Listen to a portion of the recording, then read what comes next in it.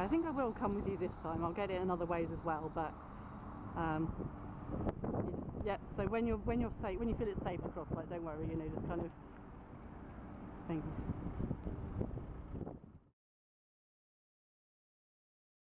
The people that are around you, support you and care about you, love you, will only hold out for so long. Their patience will only be so much, and you can't expect them not to be like this because everyone's got to live. And a lovely guy called Rob from the Pathways has helped me.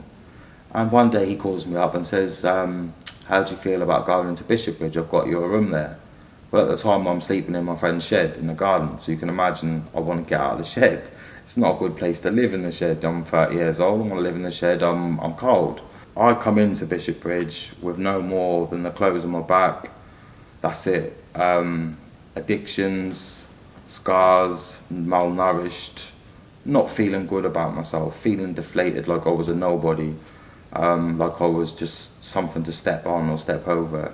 So I've packed up what little I've got, chucked it over my shoulder, and I've walked down to the city, and I'm straight into Bishopbridge, and I've met the staff there, and they've been polite to me, and they've embraced me, and that don't know who I am, been fully respectful to me, do you know what I mean? And I've returned the favour, and they've got me I was into a 6-man room in there with 5 other guys, which to a lot of people would be a daunting experience, but for me, just knowing that I was off that street and I wasn't in that shed and I wasn't around the people that had the drugs and the things that I didn't need to be involved in, and I had that little bit extra to be away from that situation, it didn't matter to me that I'm in there with 5 other guys, we're all sharing the same experience, do you know what I mean? Some of us are at different levels or whatever, but we're all here because we are homeless, we have nowhere to live. And I kept my head down. Within no more than about a week and a half, just under 2 weeks I think actually, they got me into my own room into Bishopbridge upstairs.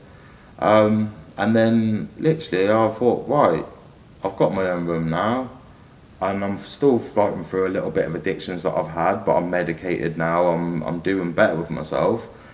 I thought, right, now I've got this shelter, I've got somewhere to live, I'm safe, I can start collecting and gathering little trinkets and things that I want for my room, and do you know what I mean? I started to feel human again all of a sudden. You know what I mean? I've got a little shelter, I've got a little safety net and that now, maybe see what I can do with this. So I've used it the best I can in the sense that I've reached out, and there was a lovely lady, Nikki, and she runs the charity shop, and I've come forward and I've said about the voluntary work there, and she's like, okay, I've done an interview for me, I had a lovely chat with her. So next thing I know, I'm packing up bags, I've got people coming in, lovely guys coming in off the street, they need, I'm getting their clothes for them, I'm letting them select what they need, and I felt good, you know, I'm giving something back, do you know what I mean? I'm giving something back, and it was nice.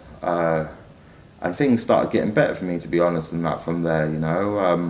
My confidence has come back a bit. Nikki and Colin at the shop and a few other people there, and we'll have a lovely time and a coffee and a chat, and I started thinking to myself, you know, you're not finished yet, James, do you know what I mean? There's something still left in you, the flame's still burning.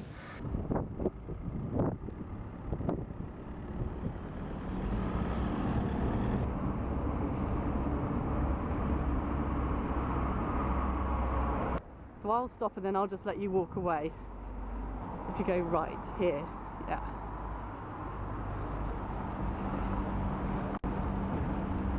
And so I'll tell you when to stop, James, sorry.